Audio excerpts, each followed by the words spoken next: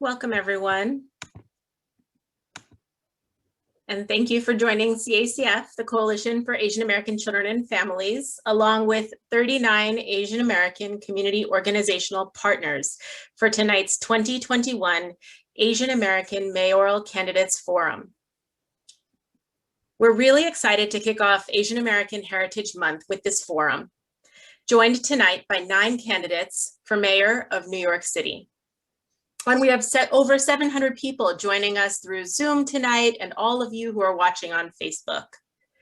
This forum is being simultaneously interpreted into Bengali, Cantonese, Mandarin, and Korean, and will be released in multiple other languages following this event.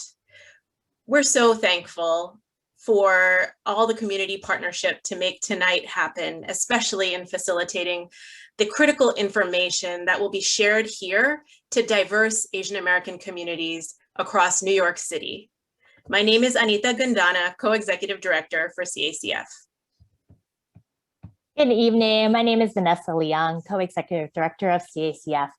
Thank you once again for joining us. CACF is the nation's only policy advocacy organization focused on issues facing Asian American children and families.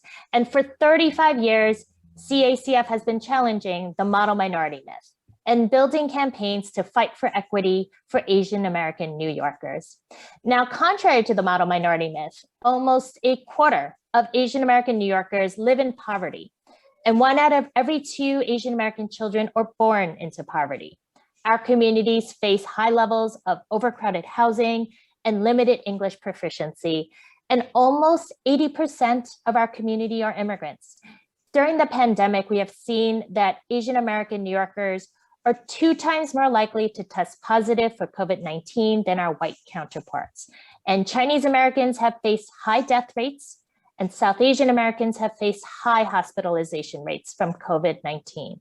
And right now, our communities are facing huge language access barriers on top of misinformation and fears around immigration. Fears fueled by anti-Asian hate that are creating barriers to accessing vaccines. We know that our communities continue to be misrepresented and undercounted. Our diversity across South, Southeast, East, and Central Asian communities and our unique struggles have not been acknowledged in existing data. The harmful myth of the model minority not only makes our struggles invisible, but also creates barriers to building and working for a better city across all communities of color and across all those who are struggling with unjust systems that are intended to support us. CACF is a coalition. We regularly work in collaboration across almost 70 diverse members and partner organizations here in New York City to learn about and advocate around the realities of the Asian American community, our diversity, our stories, and our needs. And tonight is an important night. CACF brought together diverse Asian American community organizations working with South, East, Southeast, Central Asian American New Yorkers over many months to discuss topics that are important to ask our mayoral candidates. Our communities are interested to hear about how candidates plan to make real changes that support our city's healing and recovery. These are not easy tasks, and the next mayor is stepping in at a very complex time. As you've heard, Asian Americans have been deeply impacted by COVID-19 and also this recent spike in anti-Asian hate, impacting our diverse communities. At the same time that unemployment claims among Asian Americans grew by 6,900% during the first few months of the pandemic, hate incidents, those at least that we know are reported against Asian Americans, also rose 933% in New York City over the last year, the highest of any city in the US, according to recent reports. The pandemic and more recent instances of violence have definitely informed our questions tonight. But we also know that our community's struggles and experiences of racism are not new. And to truly support our healing and recovery, the next mayor must address more deep-rooted issues and underinvestments that have long impacted our Asian American communities. We hope tonight's forum will begin to dig into some of the pressing issues facing Asian American New Yorkers And it's my pleasure tonight, and our pleasure tonight, to introduce our wonderful forum moderator, award-winning journalist, and member of the Pix 11 news team, Shirley Chan. Good evening, everyone. It is so good to be here and meet all of you, albeit virtually. Thank you for that very kind and warm introduction. Again, I am Shirley Chan. I am a reporter with Pix 11 News, and I am also a proud native New Yorker, an Asian American New Yorker born and raised in our wonderful city. So it is a pleasure to be moderator of this event this evening. So first of all, a couple of reminders. There is going to be simultaneous interpretation available now in Bengali, Cantonese, Korean, Mandarin. There will also be a recording of this on the CACF website. I want to also welcome the hundreds of people who are joining us by Zoom, and also all who are listening and watching through the Pix 11 website. So it's hard to believe, but in just a short month, we will, as New Yorkers, be heading to the polls to do our civic duty to begin the process of electing our next mayor. And tonight, we will be discussing some very important issues that are important to the Asian American community. Our community, of course, we have had a very, very difficult year. I want to thank all the candidates for participating in tonight's forum. And tonight we will hear from all 9 candidates, and we will have it done in 2 different panels. So this is how the evening is going to go, and this is what it will look like. We will hear from 4 candidates first, and then we'll have a presentation on ranked choice voting, and then we will hear from our second panel, which will be comprised of 5 candidates. We'll have a set of questions developed by CACF, and we want to thank them as well for setting all of this up, as well as the 30 some odd, at least 3 dozen, I should say, community-based organizations that have participated in organizing this important forum tonight for our community. So I will let the candidates know what amount of time they have left. So we are on a very tight schedule, so we will get started right here. Let me first introduce the candidates. I want to make mention of Borough President Eric Adams will be joining us shortly. So let's begin first with Sean Donovan. Mr. Donovan, welcome so much for being here. You, of course, served as HUD Secretary under President Barack Obama. And prior to that, you were New York City's Commissioner of the Department of Housing Preservation and Development. So just an introduction, tell us a little bit about yourself. Shirley, thank you so much for having us. Vanessa, it's great to see you. So many of the organizations that I've worked with, not just in my public service, but going back 25 years working in this city, in the communities that have been hardest hit by crisis after crisis.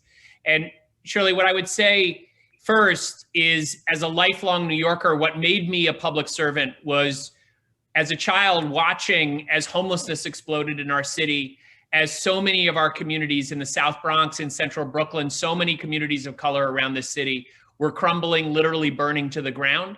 And I came back and started working for a nonprofit, rebuilding those very same communities I'd seen crumbling as a child. And so I have a deep history leading through crisis in this city that led to a career leading again and again through crisis across the city and across this country. And as you said, I was housing commissioner in the wake of 9/11. I was housing secretary in the midst of the worst housing crisis of our lifetime. When Sandy hit our shores, President Obama asked me to lead the entire federal recovery effort there. And then he asked me to lead the $4 trillion federal budget just as Ebola and then Zika were emerging. And so I worked side by side with Dr. Fauci, all our military leaders, President Obama, then Vice President Biden, making sure emerging global health threats didn't become pandemics that cost tens of thousands of our neighbors their lives. So I believe I'm uniquely ready to lead this city back at this moment of crisis. Okay, next we have Catherine Garcia, who of course is a very familiar face. If you have been in the city during a snowstorm, she's of course the former DSNY commissioner. Welcome, Catherine Garcia. And tell us a little bit about the values you feel will guide your decision-making as mayor of New York City. Well, thank you so much for having me, and thank you for everyone who's participating in this tonight. I'm Catherine Garcia. You might not have known my name, but as Shirley said, you knew me when the snow was falling because I usually got to stand behind a lot of salt. But I got into this race because we need to have a city that is affordable for all of us. That is the city that I grew up in, where my parents were able to raise all 5 of us working as civil servants. That's incredibly challenging to do today, but it is something so important. We have to open up this economy and make it so that everyone has opportunity and economic mobility as we move forward. And as a lifelong New Yorker, educated in our public schools, raised my family here, I'm ready to roll up my sleeves and get the job done. I have been a public servant in the city of New York for the last 14 years. And during COVID, I set up a food program that was delivering literally 1 million meals a day to seniors, to people who were sick, and to people who were homebound. That is why it's grace. Thank you so much, Ms. Garcia. Now let's go to Andrew Yang, of course, former presidential candidate. What values you hold that you think will bring forth to the city's mayoral office? I want to congratulate Anita and Vanessa on the incredible work that CACF does. I've known Vanessa in particular for years. It's just awesome to see and great to be here. When you talk about the values that are animating my mayoral campaign, we can see that our city is badly wounded, and I think I can help get us back on our feet. I was just in Chinatown earlier today, and it's heartbreaking to see all of the small business owners who have shut their doors. There was an entire mall complex that right now is completely abandoned. And the wounds are not just in that one community. They're all over our city. We're missing 88% of commuters and tourists, 600,000 jobs. And the job of the next mayor is going to be to take our municipal budget and activate the entire private sector, philanthropic sector, tech sector to try and speed up a recovery that we have 2 years for. And I say 2 years because we're getting a certain amount of federal aid, and it's not going to last us more than that time period. So I'm running for mayor because I'm a New Yorker and I think I can help get us back on our feet. Okay, thank you very much, Mr. Yang. So our next part of this is we will do a question. We'll pose the same question to each candidate and there will be a 1-minute response. Let's start with Ms. Garcia. How would you as mayor address hate incidents and support the Asian American community during this difficult time? I mentioned I'm a born and raised New Yorker. I've lived in the city my entire life. I've never seen the anti-Asian sentiment as it has been in the last year, but in particular, the last couple of months. How would you address this really dire issue in our community? Yes, this has been really somewhat shocking as a lifelong. I've never seen it like this. The numbers are really pretty terrifying. We cannot be a city that allows hate to spread. We have to stand up, as I have been standing up, at rallies, at candlelight vigils, at marches, and call it out. We have to call it out, but we also have to protect those communities, which does mean we need people to report, so we know where to put the resources, so that we have boots on the ground, that we have cops out there on the beat protecting everyone. But more than that, we have to embed in our curriculum all of the accomplishments and fabulous work that's been done by the Asian American community, particularly in New York City. When I'm mayor, we're going to get that done because it is imperative that everyone feels safe in this city. Mr. Donovan, I pose the same question to you. How would you as mayor address these hate incidents and support the Asian American community? Shirley, as a lifelong New Yorker as well, I agree with you. I have not seen hatred like this, even having lived through 9/11 and seeing the hatred we saw to Muslims as a child in the 70s and 80s. It is outrageous. And what we need is a mayor who has zero tolerance for hatred. And I would say that that's the record I have. It's not just what I've done as a mayoral candidate, but over decades of public service. I led the charge on fair housing and civil rights as HUD Secretary for President Obama. In fact, President Trump, who was a source of so much of this hatred, calling this the China virus and the Kung flu, I fought back against hatred in this country. And President Trump last year, when he still had a Twitter account, attacked my work by saying we were trying to destroy the suburbs by ensuring everyone could live wherever they choose. That's why I brought together CACF, many leaders across the AAPI community and African-American community in the city, and put out a full agenda on all the steps we need to take, both on law enforcement and more broadly to get to the underlying challenges that AAPI communities are facing in this city. Mr. Donovan, right now it seems like as a journalist who has covered news in the city, it seems like it's very hard to label something a hate crime. Would you change the way how we label something as a hate crime and increase penalties and repercussions for those who commit hate crimes? I would, Shirley, but I think we have to recognize that it is not just a law enforcement response that's needed. And this is why I would beef up the Office to Prevent Hate Crimes in City Hall, give it full-time staff and more funding. And it's also why we need to build the relationships with groups exactly like you're sponsoring this forum with tonight, because we know that so many people in the API community won't even come forward to lodge a complaint or talk about what's happening. If we're going to get the message out, even more important than the message itself is that we have trusted messengers and partners to be able to work with, to ensure that we're getting reporting and trust with our law enforcement if we're really going to solve this problem. Thank you, Mr. Donovan. And Mr. Yang, how would you address this fervent anti-Asian sentiment and the rise in these violent hate crimes as of late? It's been such a devastating time for so many in the Asian American community. And one of the victims of the elderly Asian woman who was beaten near Times Square, that's actually across the street from where my children play quite often. And I commented at the time that easily could have been my mother. Like, I think there are a lot of Asian Americans watching this right now that felt like a similar sense of heartbreak around that attack. There are a number of things that we should do on an official level. We should, in my opinion, fully fund the Anti-Asian Hate Crime Task Force. We should be investing more in our community organizations. 1.5% of the city budget's going to orgs like CACF, while Asian Americans are 15% of the population. A lot of these issues are going unreported, and I know this because I talked to victims who have not breathed a word. But some of these issues are overlapping as well with mental health problems and homelessness. I've committed to reducing street homelessness by more than 50% in my first term. And we need to dramatically bolster our mental health resources, because in at least one case that I personally encountered, there was an elderly Asian man who was attacked by a man who was mentally ill, and it reads as a hate crime, but the attacker needed mental health resources, like prior to that attack. You mentioned that there was someone who didn't want to breathe a word of it. How do we create a safe space so that the Asian American community does feel more comfortable in speaking up? Because as horrifying as these numbers are in terms of the data of these incidents, there are so many more incidents that have gone unreported or underreported. So how do we create that safe space for this community? A lot of it is in investing in organizations that build those kinds of bonds with people in the community, where frankly, many of the individuals involved have a language barrier to overcome. So if they're in touch with a community org that speaks to them in their language that they trust, they're much more likely to come forward.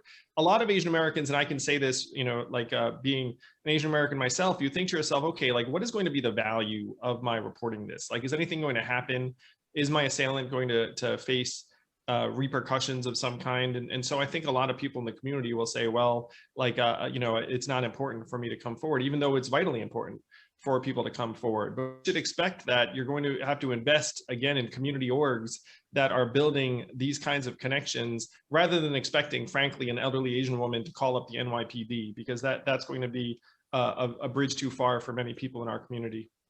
All right, thank you, candidates. Let's move on to our next question, and it has to do with systemic racism. We mentioned the rise in anti-Asian hate crimes as of late in the last year in particular, but really this is nothing new. There has been racism against Asians since our first Asian Americans stepped foot on these shores hundreds of years ago. So as mayor in this all-important city with this hugely diverse city and a big Asian American population, as mayor, how would you build solidarity between Asian American communities and other marginalized groups in terms of dismantling systemic racism?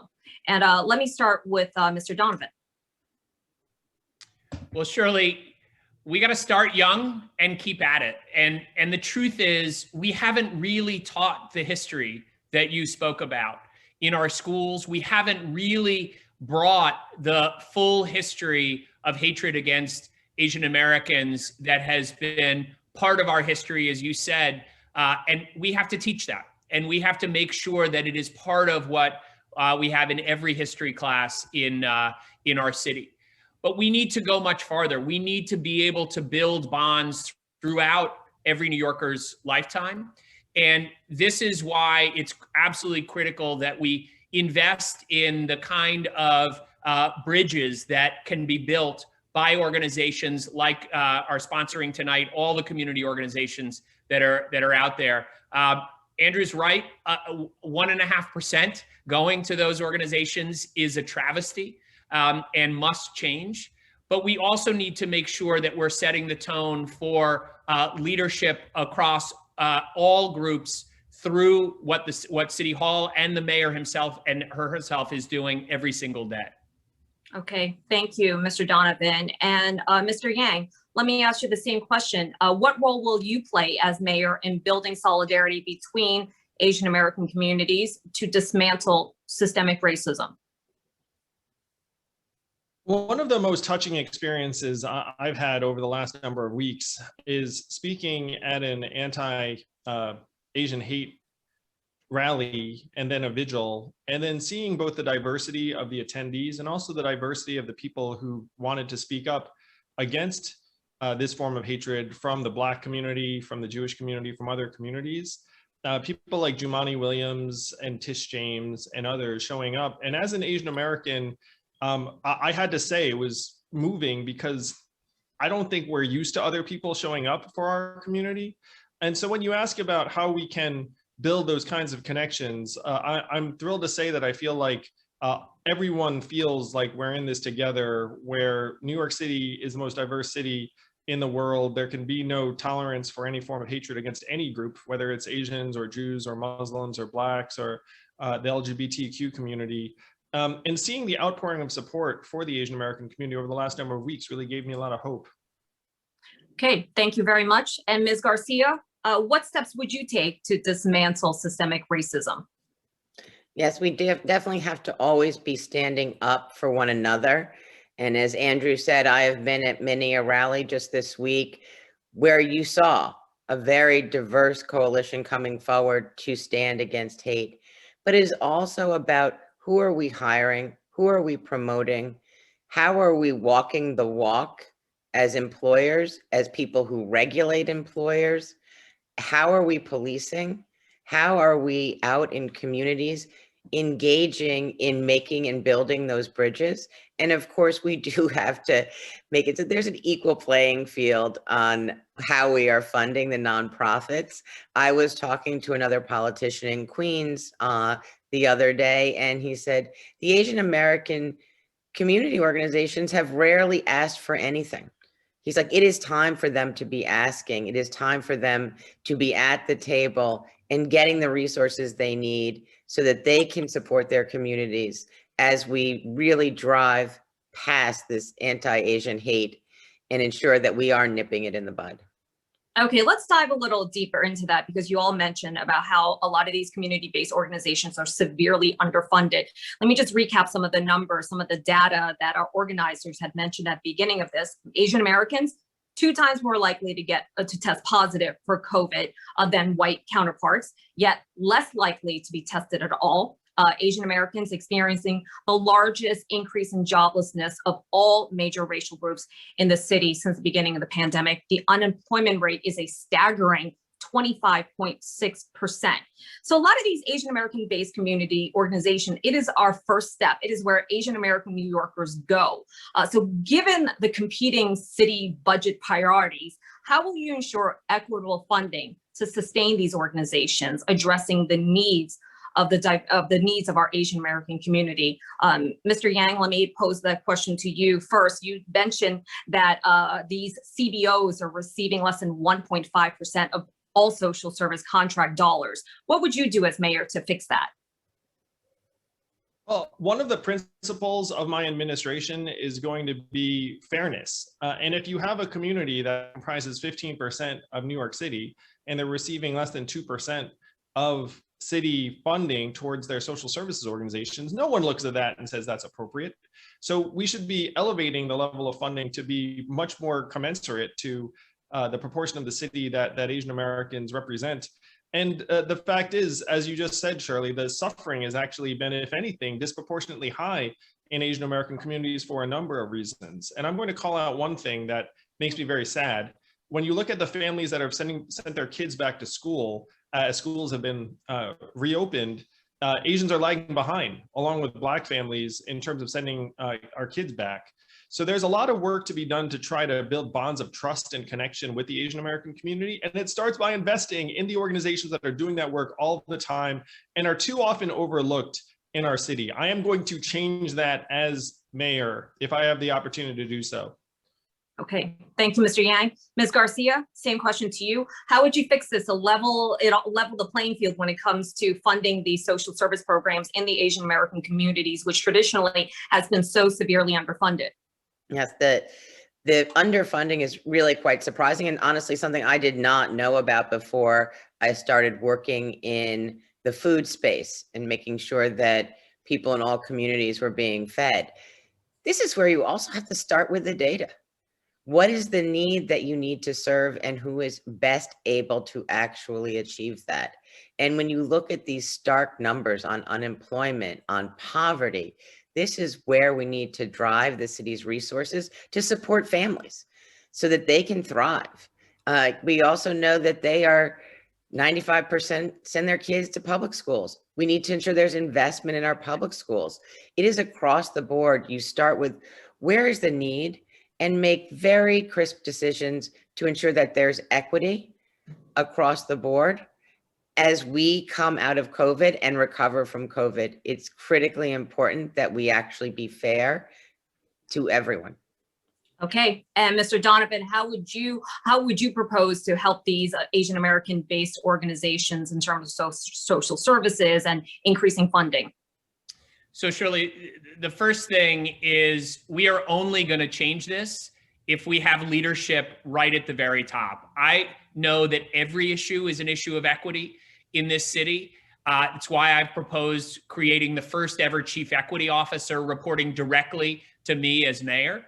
And we would make sure that we are actually measuring the change, because the truth is you only change what you measure, and you measure what you value. And we have to value this and make sure that we're creating accountability. What I would also say is, as we're investing more, we have to make sure we're investing it in the right way. As someone who started my career working for a community-based nonprofit, working to rebuild communities around the city, I know that so often we think our nonprofits can survive just on the good feelings they get from helping people, as opposed to actually investing in them. And that's why we have to make sure that it's not just a poverty level approach, but actually creating wages, working capital, investing in them in ways that they can grow and become the community institutions that they deserve to be and must be if our city is going to succeed. Okay, thank you, Mr. Donovan. And I want to mention right now that Brooklyn Borough President Eric Adams is joining us.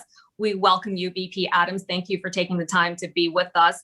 And I'm going to just kind of give you a quick minute just to introduce yourself and let us know and our viewers know what makes you, why you feel you would be a good mayor for the city of New York. Well, thank you so much. I think the best answer to that is because I am living the life and have lived the life of everyday New Yorkers. But not only have I been a victim of police abuse, but I also put on that uniform and fought for reform and public safety. I know what it is to be on the verge of homelessness as a child. I know what it is to struggle hard and go to school at night to obtain my additional degrees. I know what it is to know what poverty looks like because I grew up in it. But I also know what it is to be a partner with the various communities in the city. And I say to the Asian and the Chinese and other communities that I'm not a new friend, I'm an old friend. And I have soldiered side by side with you for so many years, 35 years of uninterrupted record on fighting on behalf of everyday New Yorkers.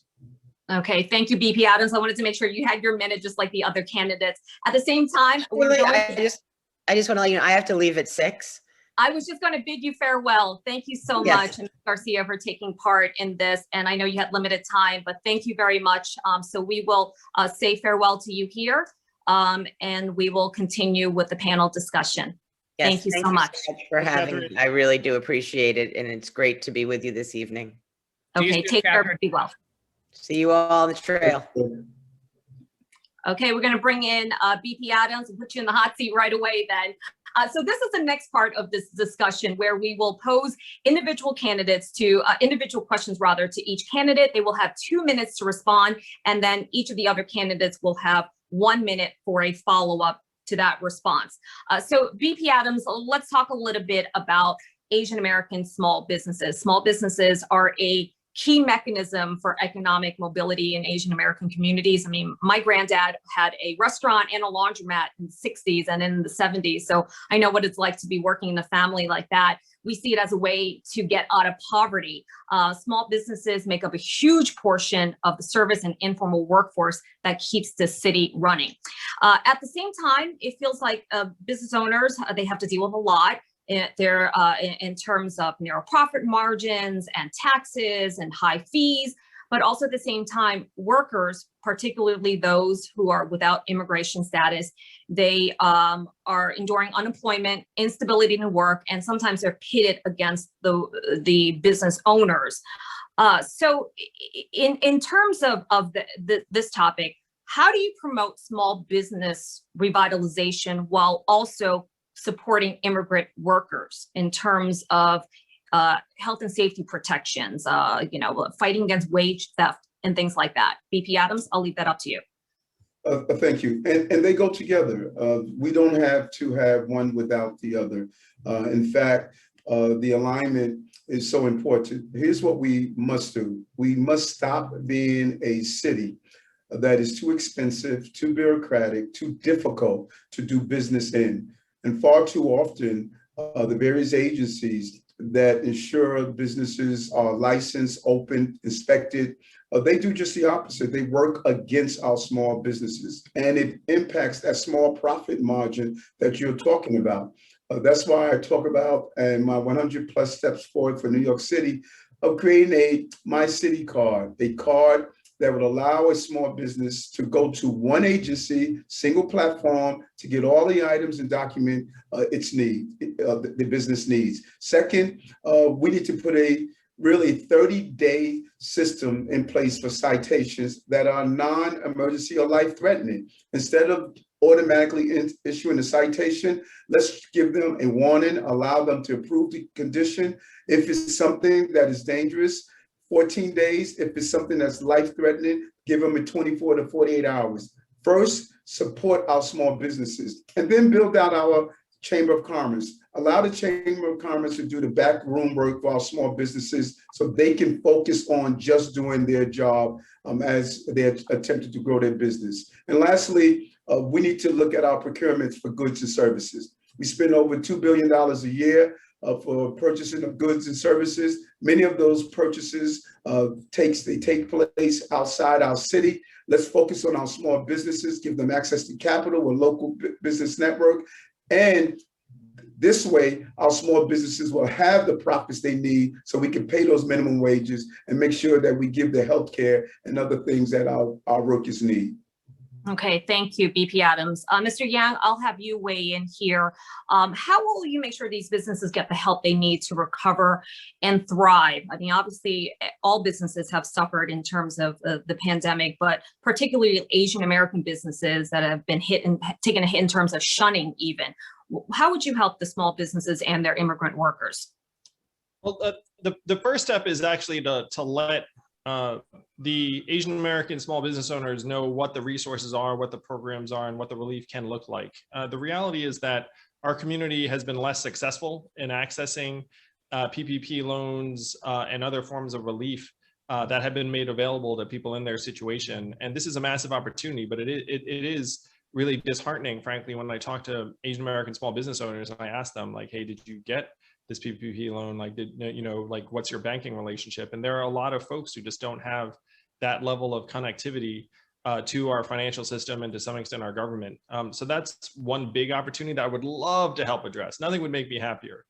In terms of workers' rights, one of the big problems if you have an undocumented worker is that they feel like they have no connection to anything. And if they complain, then they're going to be deported. They don't have any recourse. They have no bargaining power vis-a-vis their employer. So one of my major initiatives to help on that front is going to be to try and get basic financial services to the 11% of New Yorkers who don't have them right now. And many of these folks are Asian American undocumented workers who are paying hundreds of dollars a year they don't have on check cashers, money lenders, wiring fees, and the rest of it. If we can get them basic financial services accompanied with an ID NYC, then they'd have some degree of, frankly, like first their financial services would actually be much more seamless, but then they'd be much more likely to be able to access any kind of protections in the workplace that they're eligible for. I will say that right now, the primary mission has to be to try and get these businesses back open. I would declare a 1-year moratorium on small business fines. We need to be a better partner to small business, and we need to make sure the Asian American community actually gets its fair share of the relief money that's going to be flowing out of both DC and Albany. And I would love to make that happen. It would give me a lot of joy and pride. Okay, thank you, Mr. Yang. Mr. Donovan, your turn to weigh in here on this topic. Thanks. Thank you, Shirley. Look, I want to agree with a lot of what Eric and Andrew have said. We have a mayor who thinks we can regulate our way to recovery as opposed to actually helping the small businesses, particularly immigrant-owned businesses that are the lifeblood of our economy. And so it's outrageous to me to go to Jackson Heights and hear about the stories of fines, conflicting fines from different agencies who are telling business owners to do different things a week apart, hearing how difficult it is just to get a sign approved, having to hire lawyers and expediters to do all this. Thank goodness we have business improvement districts and chambers of commerce that can help those businesses. But we have to change fundamentally the approach to say, we want small businesses to open and survive, not just survive, but thrive. And so we have to create a single website where you can get every approval you need from the city, make it simple. We have to invest in the partners who provide technical assistance. And we have to make sure that we're investing the capital that's necessary to get that done. I have an entrepreneurship financing fund that I'm proposing that would really radically change the opportunity for those businesses. And I want to say, Shirley, I'm both the grandson and son of immigrants. My dad came to this city, started a business, and this is a very personal thing to me to make sure we're doing it. The other side of this, though, too, is on the worker side. We know that so many. I'm going to have to wrap you up. We have to stay on time. Oh, I'm sorry. I've got the timer that says 25 seconds here. I thought Eric was keeping time here. Usually does. So, anyway, the last thing I was going to say is, having worked so closely with the Biden-Harris administration, knowing Ali Mayorkas as a friend and former colleague who runs Homeland Security, we have a huge opportunity to create a pathway to citizenship and to make sure that we're building a safety net for every immigrant in this city that includes undocumented folks, because we have to do that today. Okay, thank you very much. Let's move on to our next question that has to do with education. 95% of all New York City public schools serve Asian American students. Contrary to implications of the model minority myth, 81% of Asian American high school students do not attend one of the specialized high schools. And actually nearly 20%, that's nearly a quarter of all Asian students are English language learners. And 9% of Asian American students receive special education services. So, Mr. Yang, let me start with you. How do you see policies like this in terms of culturally responsive, sustaining education and integration impacting the Asian American community? And how would you engage marginalized Asian American communities on your education policy decisions? Thanks, Shirley. I love this question so much because it really spells out the situation for so many Asian American families in our city. And as you said, the action is not necessarily in these specialized high schools, but it's in the 80% of other schools where our kids are learning, or right now, unfortunately, as I mentioned earlier, a lot of them aren't back in school right now. Because even as schools have opened, one high school teacher I talked to said they have 5 out of 30 students in the classroom. And when I go to Asian American communities, unfortunately, they've been more resistant to getting kids back into school. So job one for us has to frankly be to get families back into school. And as a public school parent myself, and also the parent of a special needs child, I can attest to the fact that online education just doesn't work as well as in-person instruction. it's 30 to 70% less effective. It's not working for a lot of families. So the goal should be to invest in the vast majority of public schools where our kids are learning. And for Asian American kids who may be struggling with learning a new language or balancing, frankly, communicating with their parents, in a different language with their schoolwork, we have to do everything we can to make sure they get the additional learning resources that they need so that they can actually learn at the appropriate pace. And when I've worked with organizations that have been investing in this side, like Apex for Youth, we've seen a lot of incredible results when you've connected Asian American immigrant youth with mentors, with role models, with tutors. One of the secret sauce elements to educating kids is really one-on-one interaction, whether it be one-on-one tutoring or mentoring. And so my goal would be to try and ramp up that sort of interaction. I've called for 10,000 tutors to tutor 100,000 kids who are going to be struggling with learning loss. Unfortunately, when we do get them back into school, and a lot of those kids are going to be Asian Americans who've fallen behind and even may be struggling with some other social and emotional issues as they return to school. Okay, thank you, Mr. Yang. Now let me move on to Mr. Donovan. Same question. How would you base your education policy decisions in terms of engaging those marginalized Asian American neighborhoods and communities? And Shirley, I just want to make sure, stick to 1 minute on these responses or two. This is the 1 minute response. Okay, great. So first of all, what I would say is I believe there's nothing wrong with New York that can't be solved by what's right with New York. And we should look at what's working in our schools. We have many, many highly successful and highly integrated schools that we should be expanding. And we should be creating more of them in every neighborhood across this city. Some of the most successful are actually dual language schools. And we know, especially for AAPI students, it is an incredibly important piece of the solution. That's why I've proposed in my education plan, which the New York Times called the most comprehensive, to create 450 more dual language and bilingual programs. But I also know that part of the problem is our teachers don't reflect our students. We only have 45% teachers of color, and when we have 85% kids of color, we need to change that and recruit more AAPI and retain more AAPI teachers as well. Okay, and BP Adams, your response? Yeah, no, and I really want to agree with what Sean stated on scaling up excellence. That is something we do not do. We have the wrong conversations when it comes down to education.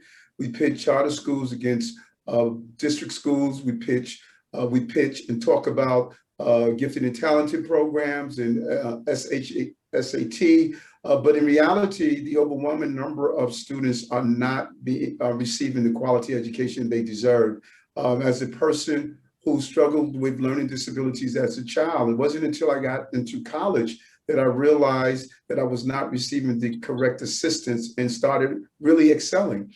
Our failure to scale up identifies the needs of our children, no matter what they may be, and ensure we create the right environment is what our failures continue to be. We have great district schools, charter schools, private schools. We need to duplicate excellence and focus on that. Okay, I want to do a follow-up question here about education. I think we would be remiss if we do not speak about tonight, and that is the one about the specialized high school exam. The latest data from DOE shows that only 9% of the offers were made to Black and Latino students, whereas more than half of the 200 some odd offers went to Asian American students. There have been calls to eliminate the admissions exam. And it is a topic that's so important to Asian American families. In the interest of full disclosure, I am a graduate of Stuyvesant High School. And like so many immigrant families, we see it as admission into these high schools as a way to a better life. Quickly, I just want to get each one of you in a minute or less, your stance on the debate over the admissions exam. I'll start with Mr. Yang. Hey, Shirley, my wife, Evelyn, went to Stuyvesant. I'm trying to figure out whether you're contemporaries. I do not think we should get rid of the SHSAT. What I think we should do is expand the number of selective high schools, 2 new ones per borough. One issue that we don't talk about that maybe you experience, Shirley, is that kids are commuting more than an hour each way to get to high school. So you expand the number of slots, you keep the SHSAT, but then you add in things like grades, essays, interviews, teacher recommendations, something that frankly reflects the process that many of these kids will be facing just a few years later. And if we do this, then we can keep some of what's made these schools so special for all New Yorkers, but also have them be more reflective of the diversity of our city, which is something I think everyone favors. One thing we have to avoid is accepting that there's some kind of zero-sum game that's going to be broken down along racialized lines. That is the wrong approach for New York City. Okay, BP Adams. Yeah, I believe we look at this conversation from a deficit instead of a surplus. And we have allowed 90% of the conversation to deal with a small percentage of students who are in these schools. Leave the 8 schools alone, continue the SAT the way it is. As I stated a year ago and even longer, open 5 more schools, 1 in each borough, use different criteria for the 5 more schools, because gifted and talented is more than just an exam. We have a lot of children with special needs who are gifted as well. Let's use a different criteria. And this allows us to move to a place of surplus and not a place of deficit. Any child that has the ability to excel at a certain level or pace, we should give them the opportunity to do so. And I believe we should also focus on those schools that really need the support that we're not giving. Okay, and Mr. Donovan. Shirley, I wouldn't scrap the test. I do believe we need change, and that it is not acceptable to have so few Black and Latino students at the specialized schools. But I also believe, as I think the other candidates have said, that we can look at this to broaden opportunity across the city as well. And so I would supplement the exam with other criteria. We've seen examples in District 15 in Brooklyn and many other places of successful efforts to look at weighted lotteries and other criteria that really work. But we have to make more special opportunities available for our children, not fewer. And that it goes back to what I said earlier. Let's take what's working and expand those schools and create more of them across the city. Okay, let's move on to another topic, and this one, healthcare. And I'm going to start with Mr. Donovan. You have 2 minutes for this. How will you address the continued lack of healthcare access for Asian Americans, in particular, our undocumented and uninsured or underinsured populations in the city? Mr. Donovan, 2 minutes. Well, Shirley, the right way to solve this is to have a mayor who can work closely with President Biden, Vice President Harris, with Xavier Becerra, the new Secretary of Health and Human Services, and the Congress to create a true public option and both a pathway to citizenship and the ability to cover everyone in this city. We know that there are more than 600,000 New Yorkers without health insurance. More than half of them are undocumented folks. And so the right way to do this is to have a mayor who can work with DC and get this done. But I've committed, and I'm the only candidate that's committed, that if we don't get that quickly, to create a public option in New York City that would make primary and preventive care available at every provider, not just at the Health and Hospitals Corporation, to every New Yorker, regardless of immigration status. Let's be clear. Folks are already going to our emergency rooms. New Yorkers are already paying for bad healthcare. We should pay for good healthcare. And we know that particularly culturally sensitive providers, private providers in federally qualified health centers and others are doing a good job. Let's make sure we build a system in this city to allow them to get healthcare. And I would do that as mayor. I'm the only one who's proposed a public option to do that. But I also know that it isn't just about health coverage. It's also about the underlying health disparities that led to disproportionate death rates in AAPI communities. And this is why my 15-minute neighborhoods proposal ensures that every single New Yorker, regardless of where they live, would have within 15 minutes of their front door everything they need for a life of opportunity. That means the preventive and other healthcare in their community, vaccines, tests, mental health care, but it also means fresh food. It means a park to exercise in. It means all the things that would get rid of the underlying disparities, the environmental disparities in health that led to the crisis that we're seeing in AAPI communities right now. Okay, BP Adams, your thoughts on healthcare accessibility? Oh, I don't think anyone in this race has engaged more around healthcare than I have. Everyone knows my personal story of losing my sight from diabetes and having nerve damage and other healthcare crises. And I was able to reverse that by lifestyle changes. I have a clinic that has started at Bellevue Hospital, where we are reversing chronic diseases. But also we should use this opportunity to open accessible healthcare sites in our communities using the retail spaces and the storefronts. We should lean into telemedicine, where we could have individuals can have access to doctors to give them the assistance they need through telemedicine. But we should also ensure that we have the information readily available. You could have the best healthcare system on earth, but if you don't have it in the language and the method that people understand it, it is not a great system, and we need to pay more into New York City Cares. Okay, and Mr. Yang, I'll let you weigh in here.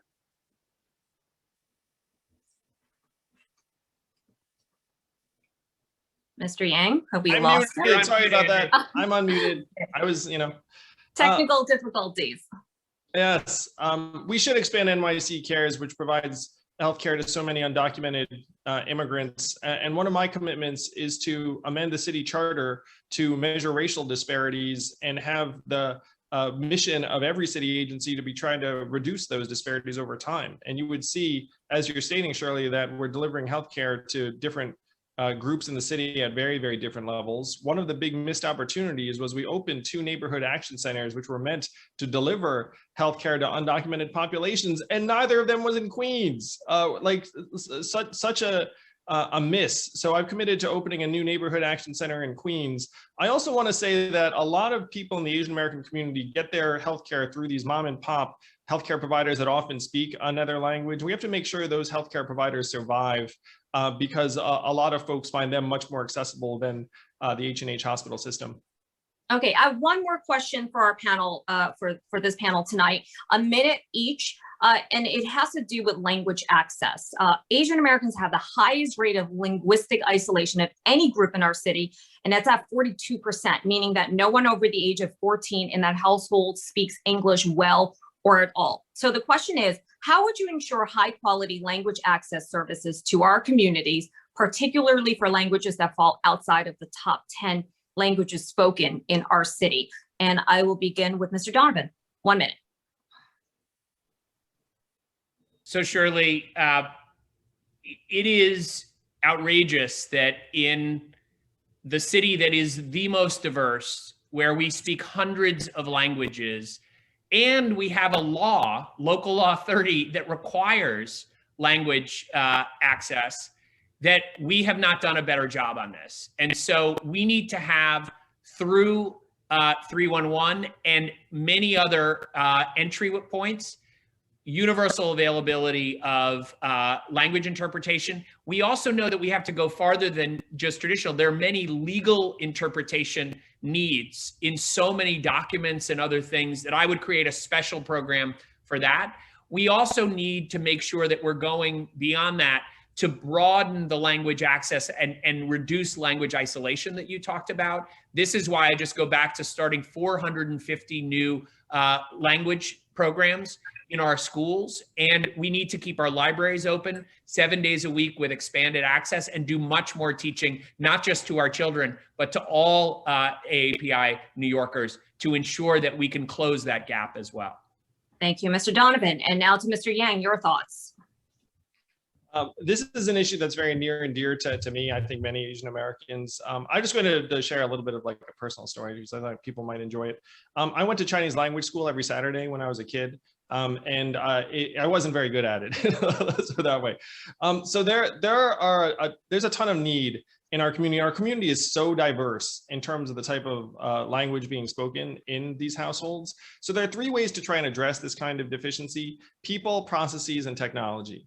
And I would commit to making language access a key priority of my administration, because I know right now our city just cannot deliver value to so many people, not just in the Asian American community, but other communities, because we're not reaching them in a language that they understand.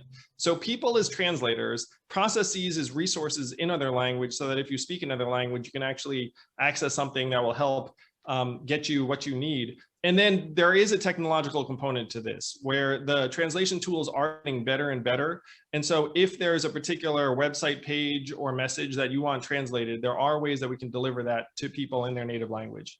Okay, and finally, Mr. Adams. Thank you.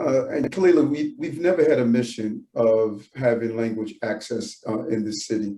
We have never been true to that. We witnessed during COVID-19, all of the briefings from the governor and the mayor, they were basically done in English. And I brought together the various immigrant groups, including those from the Chinese community, as we advocated to ensure that we talked about COVID in the various languages. And so we must be clear on number one, I agree, using the technology. The more we use it, the better it will become. We need to hire more translators. And then we need to partner with the on-the-ground organizations and groups, particularly during the census initiative.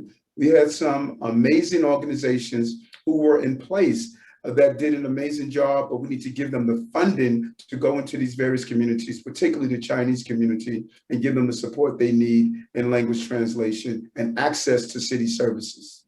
Okay, and that wraps up the first part of our evening. I want to thank all of our candidates for your very thoughtful responses tonight and giving us your vision for a better New York City. We all want a better city and we want the city to thrive and recover from this pandemic. So I thank you all for taking the time. Thank you so much. And be well and take good care. Thanks, Shirley. Big elbow bump to everyone out there. Oh, yep. Thank you, Vanessa. Thank you all the groups that sponsored tonight. Bye, everyone. Thanks a lot. Take care. So now for all of our voters, I'm hoping you guys will stick around because there's something new on our ballots, and that is ranked choice voting. It'll be the first time that the city's launching it to help us understand more about what ranked choice voting is and what your what you need to know about it before you head to the booth. I'd like to welcome Sandra Choi from the Min Kwan Center for Community Action and APA Voight. Sandra, take it away. Thanks. Can everyone see my screen? Can everyone see my screen? Yep. Okay, great. So thank you, Shirley, for that introduction, and to CACF for bringing us all together tonight. My name is Sandra Choi, and I represent Min Kwan Center for Community Action and APA Voice, coalition of Asian American community organizations that work together to increase civic engagement in order for our community, many who are first and second generation immigrants, to understand their role in the civic process. The upcoming June primary is, of course, a critical election for New York City, with the mayoral race and more than 3/4 of city council seats becoming open. We're going to elect a new generation of local leaders to lead our city. At least 9 of the open city council races in New York have an Asian American voting electorate population that's over a quarter, over 25%. For the first time, as Shirley mentioned, our city will also become the largest and most diverse community to introduce ranked choice voting as the new way to vote. So tonight I'm going to provide an introduction to RCV. So RCV is ranked choice voting. And if you remember 4 key points about RCV, it's this. In 2019, voters in New York chose to pass ranked choice voting system for special and primary local elections. Under a ranked choice voting system, voters can rank up to 5 candidates in order of preference instead of casting a vote for just 1 candidate. You won't see ranked choice voting for every election. It will only be for New York City local level primary and special elections. This includes the candidates that you're meeting tonight for mayor, as well as for the office of public advocate, comptroller, borough president, and of course, city council. The winner of ranked choice voting elections must earn a majority, 50% and more of the total votes cast. This requires candidates to build and earn the trust of a broad coalition of voters. This is especially important in a city as diverse as New York City. So how are the votes counted? So all first choice votes are counted when voters rank their first choice. The candidate to receive over 50% of votes wins. So there's no need for a second round. But if no candidate receives over 50% of the first choice votes, the race moves to round 2. The person with the least number of votes is eliminated. So if your first choice candidate does not win and they're eliminated, we then count your second choice vote and then add it to the candidate's total. This process continues until we have a winner. On the screen, we have a graphic here from Common Cause. So you'll see that the candidates with the least amount of votes are eliminated until we end up with just one candidate that earns over 50% of the vote. So in this case, it's candidate B. So how do you vote with RCV? On the left, you'll see a sample ballot from Rank the Vote New York City. Each ballot will be unique to the voter depending on where you live and which party you're registered to. Depending on the demographics of the city council district you live in, the languages you see on your ballot could include Chinese, Korean, Bangla, and or Spanish. And on your ballot, you'll see 12 Democratic candidates for mayor and 2 Republican candidates for mayor. So this is a sample ballot, so it's not going to list the candidates you're meeting tonight at the forum, but it'll look similar to this. So remember, each candidate only receives only one rank or circled bubble. You can't rank one candidate more than once, and you can't give the same candidate more than one ranking. If you do this, if you look on the right-hand side, the ballot will be rejected by the scanner, but you can always ask for another ballot to fill the form out again. You also have the choice of choosing only one candidate if you don't want to rank them. And of course, you can also choose to write in the candidate of your choice on the ballot as well. So one of the most important things our APA Voice Coalition members reinforce or share with our communities is that you have multiple ways to vote in the upcoming election. This includes voting by mail, choosing to vote early, and you can also decide to vote on election day. The last day to vote is June 22nd, 2021. And remember, if for any reason you are turned away from the polls, it's your right to ask for an affidavit ballot. So don't leave the poll site without voting. And so this is to make sure the Board of Elections records your vote and has a record of it. So tonight, all the candidates talked about the importance of language access. As immigrant New Yorkers, we know that not everyone in our community has the privilege to vote and participate in our democracy. So our APA Voice Coalition members will be managing a multilingual election hotline in the languages listed here. And please reach out to us if you have any questions on registering to vote, making a plan to vote, or learning about ranked choice voting. Thank you for having me tonight, and best of luck to all the candidates tonight.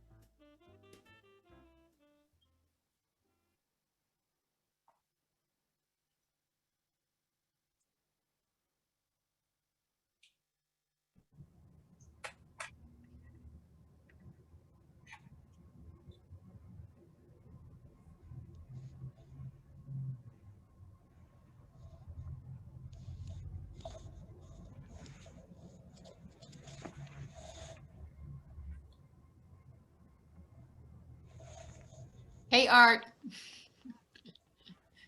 Hey, Maya, good to see you. Good to see you.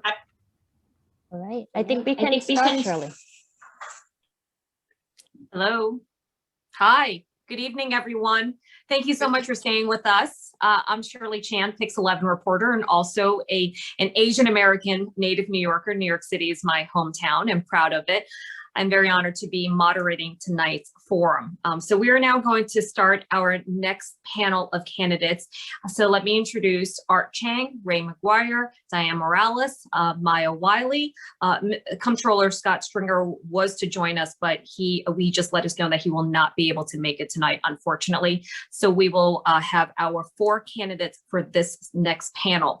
Let me also want to remind everyone who's viewing that there is also live interpretation in Bengali, Cantonese, Korean, Mandarin right now. So please remember those who are doing the live interpretation that is going on for our candidates. Remember to speak slowly, loudly, and clearly for our interpreters.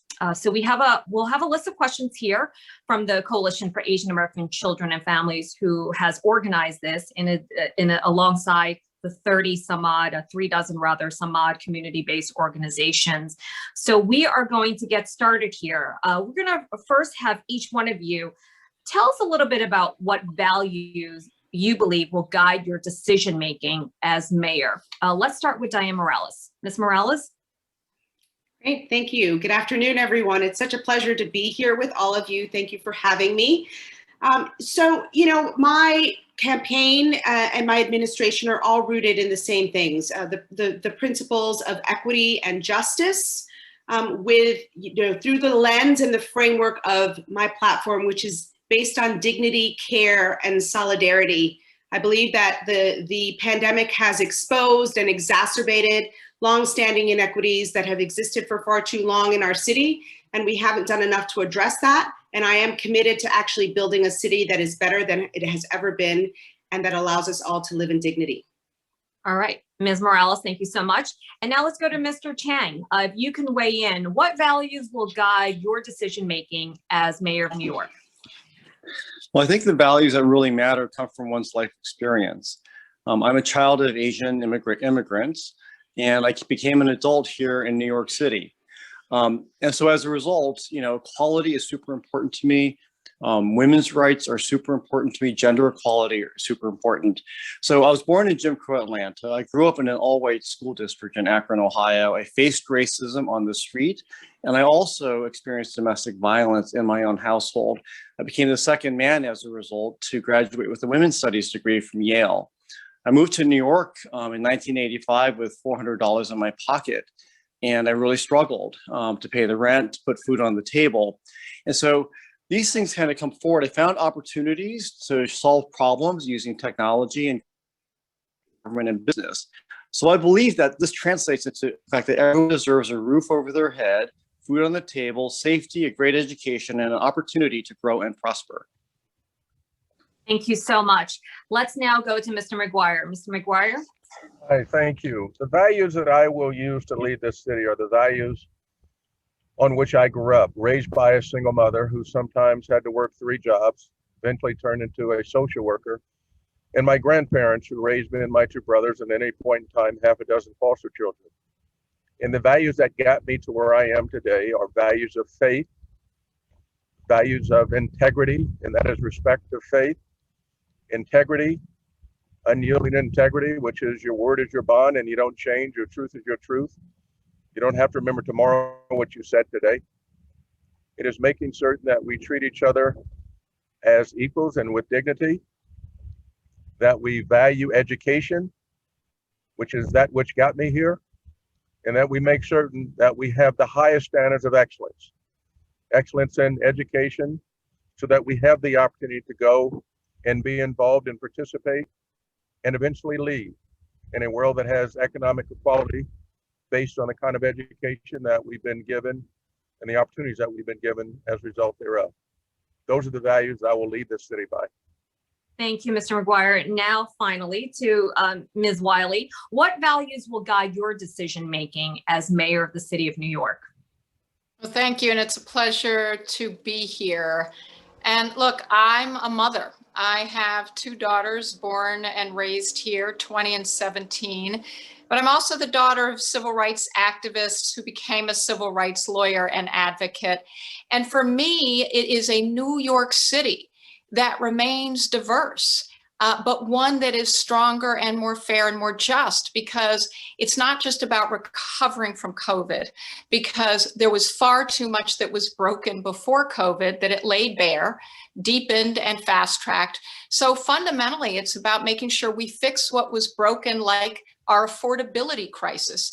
We fix what has become broken in our divisions and our hatred, and hate can't have a home here, and that we do it in a way that ensures that we grow, but we grow without displacement, so that we all have a place with dignity here in New York City, as do our children. Okay, thank you so much. Our next question will also be a 1-minute response for each candidate. And this is a very important topic. It's not only headline making, it is important to not only the city, but to the fabric of this nation. And I'm talking about the rise in hate incidents against Asian Americans. How would you as mayor address these incidents and provide support to our Asian American neighborhoods and communities during this time. I'll start with Mr. Chang. Well, I'll just say, as an Asian, this is the first time in the 35 years that I've been in New York City where I felt afraid, and I felt fearful for my kids. And I've gone out on the street and in the subways looking actively out to take care and help protect my fellow Asians. We have to actually have knowledge. We have to spread the word about this hate. Then we have to figure out how we take action. So many of the most violent hate crimes have been perpetrated by folks with mental illness. So we need a substantial mental illness response. I'm proposing 10,000 beds of mental illness for mentally ill homeless. The second thing we need to do is community action, like violence interrupter training. And then the third is increased understanding through education about Asian history and about all the people who make up this diverse and great city. And then finally, we need to have appropriate punishment for perpetrators, but police are not a long-term solution. Okay, thank you so much. And Ms. Wiley, to you now, please weigh in on how you would address the hate crimes against Asian Americans in our city. Well, as I said, it does start with having a mayor who will be loud and clear that hate doesn't have a home here in New York City for anyone, especially for Asian and Pacific Islander residents. And just as Art said, it has to start with partnerships with community-based organizations in the AAPI community, because the reality is we have disinvested in support for community-based organizations in the community. That's important because we need to also be bridge building and creating more relationships across communities. And that's what community-based organizations do. So I'll make sure more resources are getting to those organizations, but it's also increasing the power and the capacity of our Office of Human Rights, because that commission is actually one that has a public education function, as well as the ability to work to bridge some of these divides. And I absolutely agree, and in my education platform is culturally responsive education. We have to learn more about one another, and we also have to have more desegregated schools integrated, so we're also learning with one another. That's critically important to me.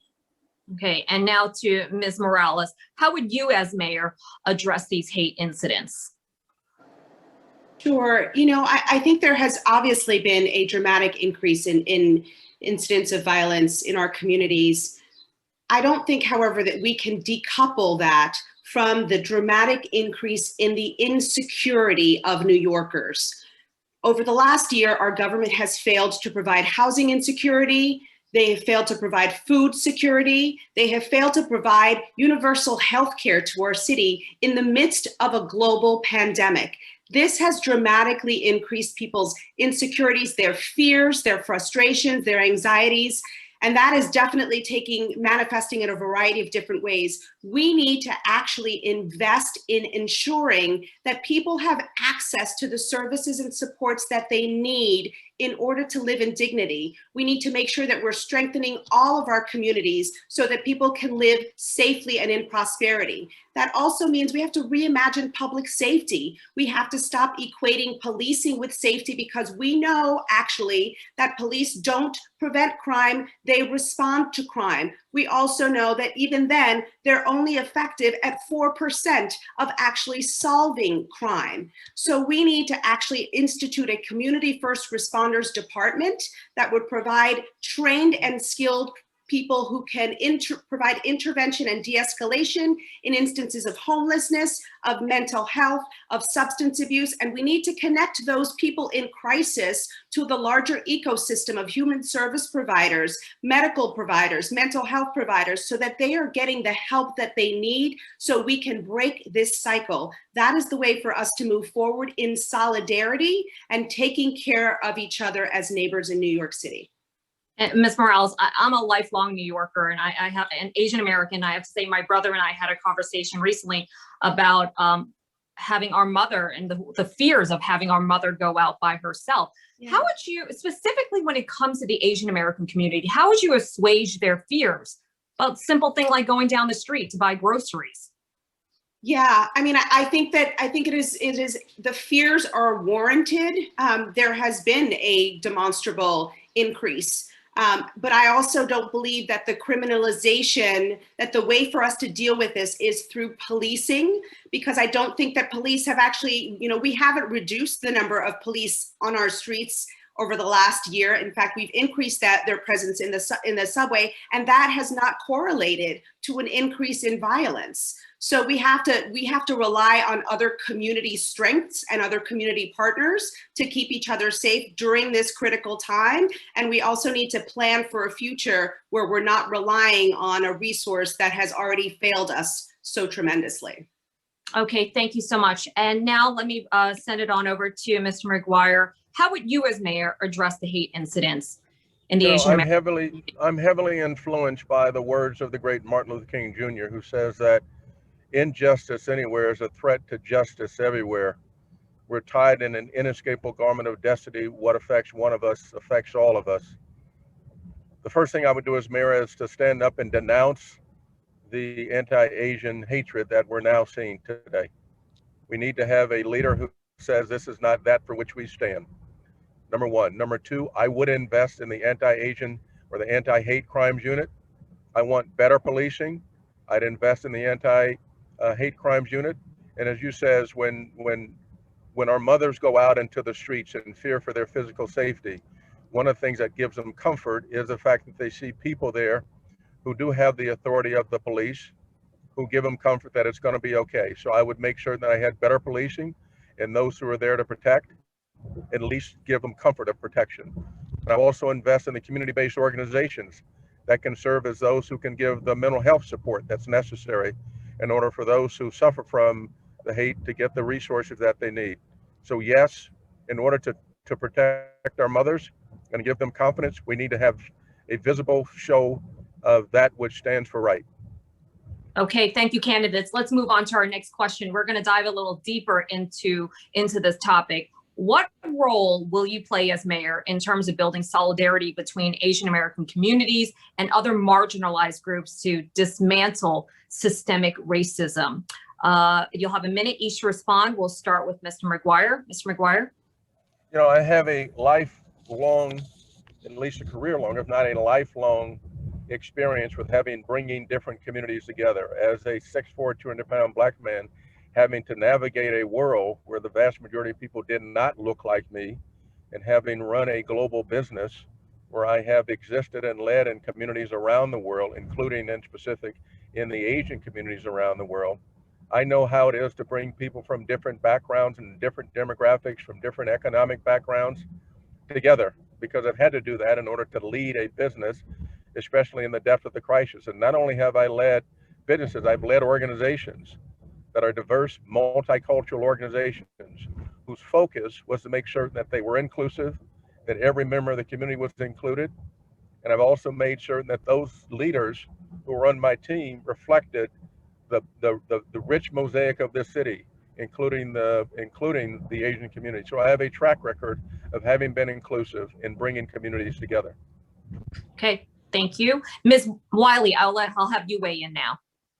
Well, thank you. I have spent my entire adult life fighting to end structural racism. In fact, when I created my not-for-profit organization called the Center for Social Inclusion, after September 11th, with a baby in a bouncy seat, our explicit mission was to end it. That's what we said before others were talking about structural racism. But 9/11 was the perfect example of what structural racism is, which is when $21 billion was coming into New York City to help us recover from the crisis, Chinatown and the Lower East Side were cut out of the catchment area. That's what I call structural racism. So a big part of being mayor, and a big part of what is in all of my plans, which are at MayaWileyForMayor.com, is about how we reverse that and actually invest in communities of color so that communities of color are getting what they need, but also have a voice at the table. So one of the ways I worked with the School Diversity Advisory Group, for instance, on integrating our public schools, we had all the stakeholders at the table. It was a diverse group that included parents and students, advocates, academics, educators, and we went into every single borough, met with 800 different people to discuss what it would mean to have an excellent and integrated education. And the way I will work as mayor is as someone who listens and learns and leads in partnership by pulling those tables together. But at the end of the day, it's about using the power of the office to actually invest in communities that have been disinvested in. Okay, thank you. I'm now going to go over to Mr. Chang. The leader of a city that has a budget which is bigger than all but 4 states and a workforce that would be the 13th largest corporation in the country if it were a private corporation has immense power.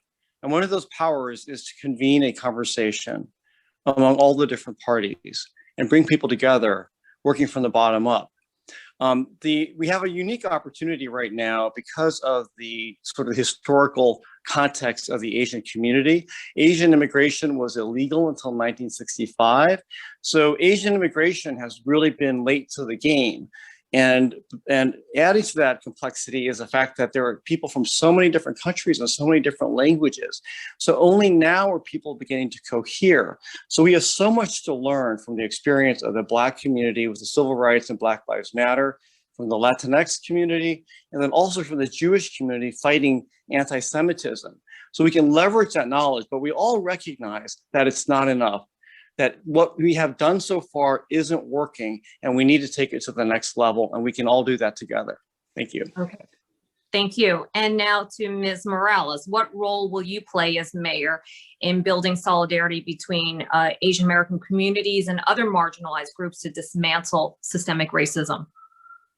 Sure. You know, I think first of all, we've got to recognize actually the rich history of the Asian American community in solidarity with other BIPOC communities and marginalized groups. You know, the API community is also incredibly diverse, and Black and Brown Asians exist.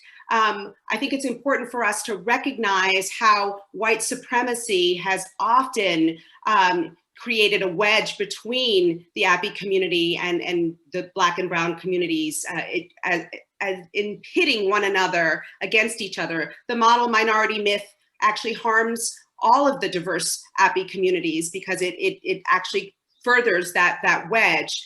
We need to actually build a diverse, multiracial coalition that works towards solidarity across all of our marginalized groups. I've done this already on my campaign leadership team that is women of color led with strong API representation. We need to approach public policy with a lens that is focused on dismantling systemic racism, and that includes things like desegregating our schools and defunding the police. Actually, and critically, we need to make sure that our marginalized communities do not continue to allow themselves to be pitted against each other in fighting for scraps, whether in the city budget or other critical city resources. And we can build that solidarity together when we provide the resources that our communities need. Okay, let's move on.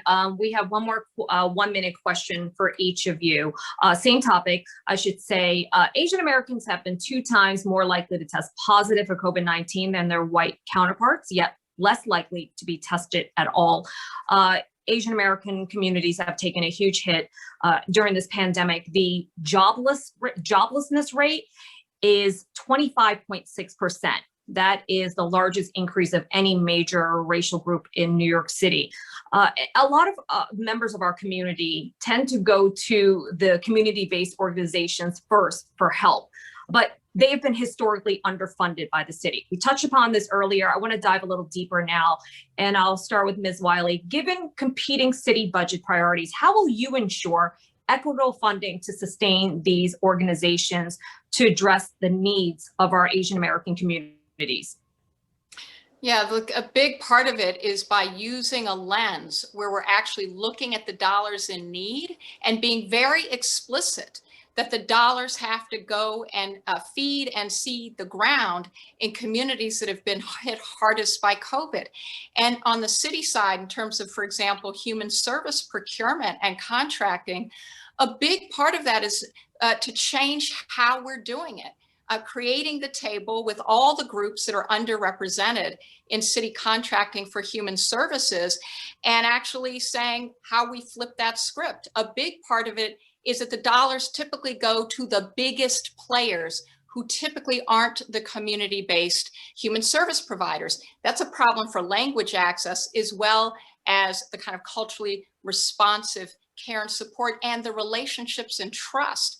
So what I'm going to actually do is make that mandatory agenda for the Mayor's Office of Contract Services, which is the office that figures that out, and really commit the money, including to the administrative costs required, to make sure we are investing fairly and justly to reach all our people. As I said in the beginning on the values, and also in terms of the way we look at comeback, we don't come back as a city that we love unless every single one of us comes back. And that includes the Asian and Pacific Islander community. Okay, thank you very much. Let's move on to Mr. Chang. How will you make sure these community-based organizations are fairly funded to help the Asian American communities?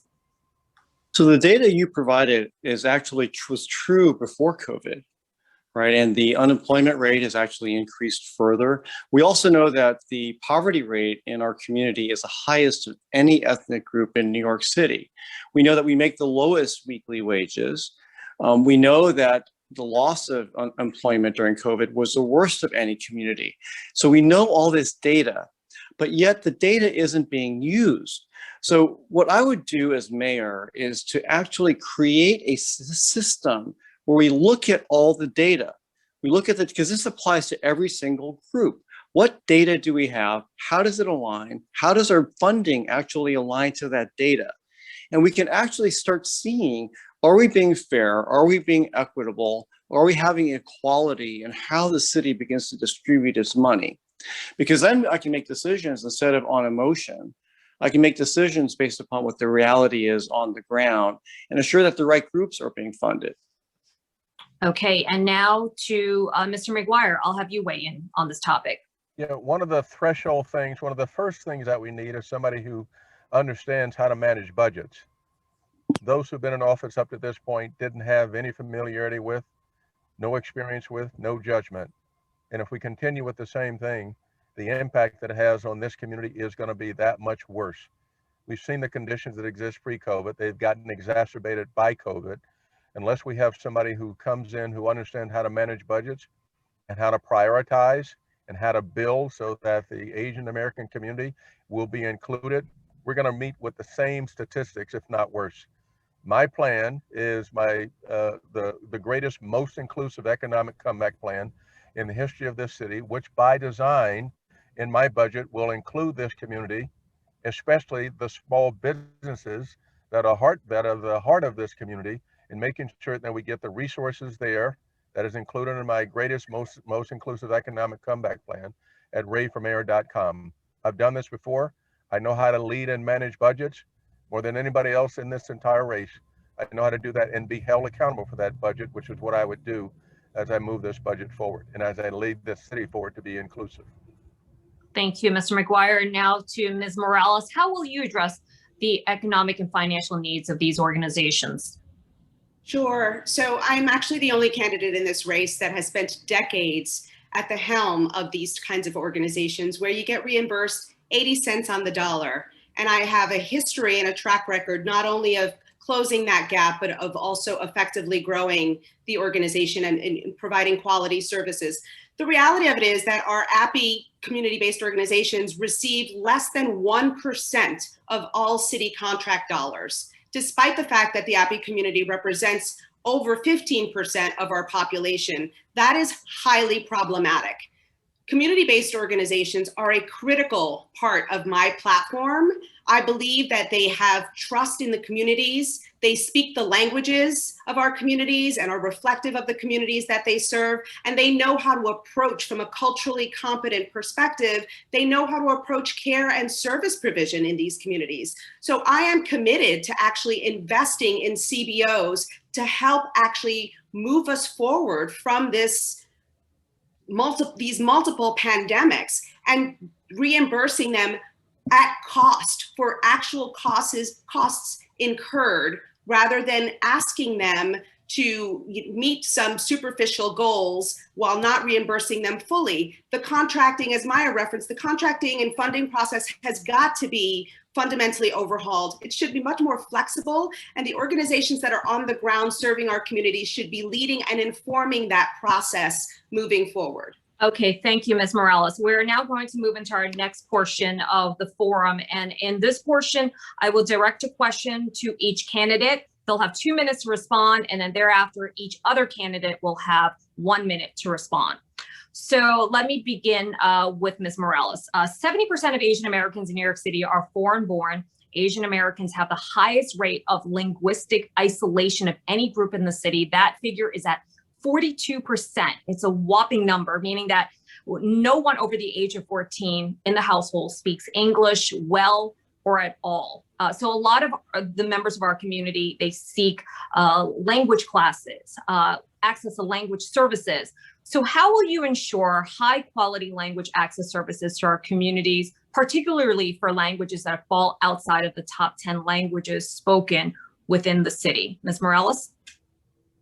Sure, I have committed as part of my first 100 days plan to roll out an equity core that will, in language and culturally appropriate ways, do a comprehensive assessment citywide of the impact of COVID on our communities and begin to roll out city services that are accessible in every language. This should actually be a standard, not an afterthought. If we have communities that speak the language, we have people that can serve as effective translators to help provide access to information and resources that our communities need. Translation should not be done by Google, but by the people that deeply understand the nuances of our communities. So I think it's really important for us to make a commitment that we are going to connect our city services to culturally and linguistically competent interpreters and translators. This is also, it's also a huge workforce opportunity. I am committing to actually hiring people from the community to provide these services in the community. This is something that is critical. It is something that should be non-negotiable, and it is something that I have committed to. Okay, thank you very much. Now let's open up to Mr. McGuire, your thoughts. You know, I was recently in Elmhurst, Queens, and I talked to a lot of the business owners, or the small business owners, and a lot of the civic leaders. And one of the things that we talked about that was missing there were community centers. And so as we think about how do we engage with the community, one of the ways that we do that, which is a relatively straightforward way, is to invest in our community centers. And one of the things that was highlighted was their. I think we're having a little bit of technical difficulties. Mr. McGuire?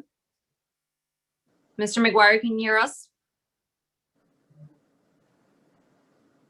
Mr. McGuire? Okay, let me move on to Mr. Chang for him to weigh in on that. And then if we get Mr. McGuire back, we'll go back to him. Mr. Chang? I want to build on something that Diane said. It's a super important point, which is that we need to be able to address people in the language that they are accustomed to. But we also need to address them in the medium that they're accustomed to, right? We're at a time where we don't have universal broadband across the city. And we also don't know whether many of these families actually have the knowledge and the devices needed to connect to valuable internet that would allow them to connect to government services. So we have to think about doing this in a way that does two things. Number one, we need to figure out who each of these families are and be able to understand what their language requirements are and what the best mode of delivery is, whether it's by internet or by paper.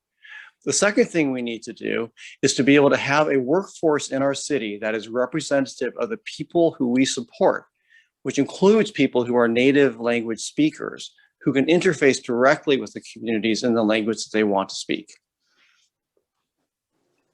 Okay, thank you very much. And finally, Ms. Wiley, I'll have you weigh in here on this topic. Thank you. I actually want to pick up on something that Ray McGuire said. Now, I already talked about investing in community-based organizations as being critically important resources for folks in the AAPI community and all communities of color. that also actually provide important linkages to other opportunities. But I'm actually creating community care centers in my plan for a universal care economy, which is also going to create jobs, good union jobs for care, and in communities hard hit by COVID to begin with, for dropping off for childcare, but also elder care and grandparent care, because we're often not just taking care of children in our families.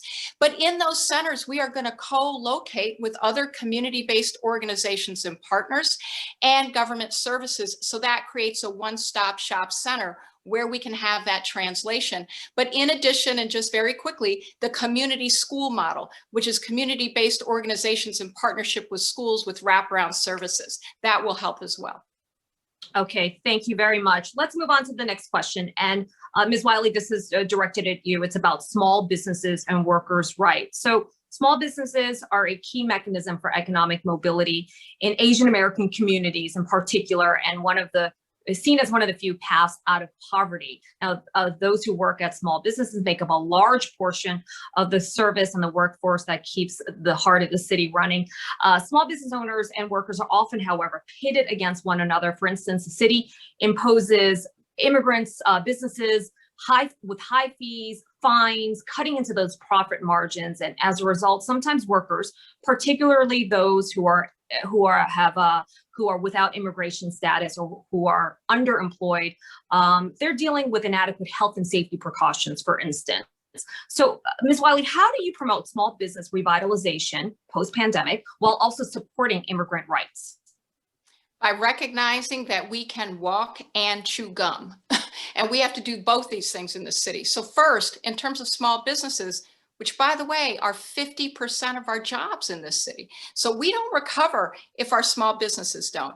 But I've got a plan to spend $30 million to take care of the back debt that our small businesses in communities of color and hard-hit communities are suffering from because they were shuttered during COVID, so that they have a fresh slate. But we're also going to create a fee and fine holiday and restructure the relationship with all of the regulatory agencies of the city so that we're no longer strangling our small businesses with these kinds of regulations and creating more and clearer path to correcting problems if they have them. But we will enforce labor rights and the rights of our workers, and I will put more resources into the offices and consumer affairs and make sure we don't have wage theft, make sure that we don't have violation of any other laws that we are responsible for protecting. As a civil rights lawyer, that's critically important to me.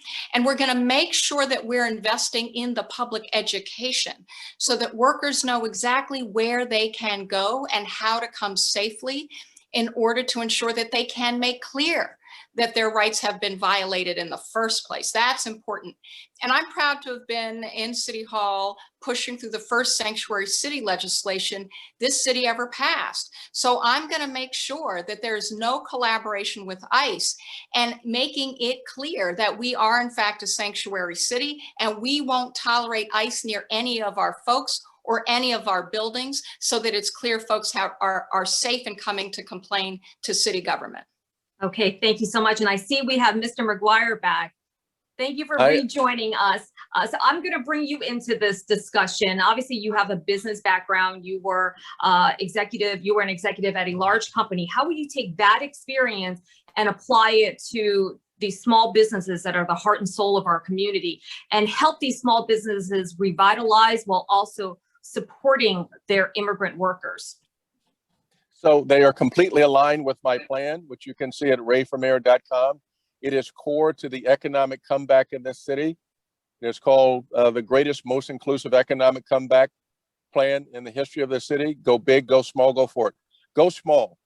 50,000, and I'm going to be specific here, 50,000 jobs in small businesses where we, number one, we take care of half of their wages for 1 year. Number two, we allow them to keep their New York City sales tax receipts for 1 year. Number three, we make certain that any of the fees that they have to pay, those fees get waived.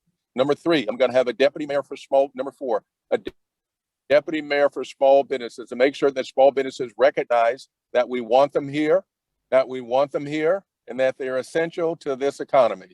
Number 5, I'm going to make certain that where they have FICO or credit scores that get compromised, that I'm going to have a holiday on those credit scores beginning in January of 2020. And number 6, I'm going to invest in the community, the CDFIs, the community banks, what I call my comeback banks, the BIDs and the chambers of commerce, to invest and give capital to those small businesses in the form of grants and equity, and for the new businesses in the form of low interest loans. And I will also make sure that we cut the red tape, which is the heavy bureaucracy. And because many of our restaurants have received 45 to 45 fines from 7 different agencies at least, make sure that when those restaurants come in, that we reduce, if not completely eliminate, those fines. I want to make sure that I'm going to have a concierge service so the small businesses recognize that they can do business here, that they're welcome here. We're going to make the capital available, and we're going to make mentorship available. Okay, we're out of time, but thank you for that detailed list. Let's move on now to Ms. Morales. Thanks, Shirley.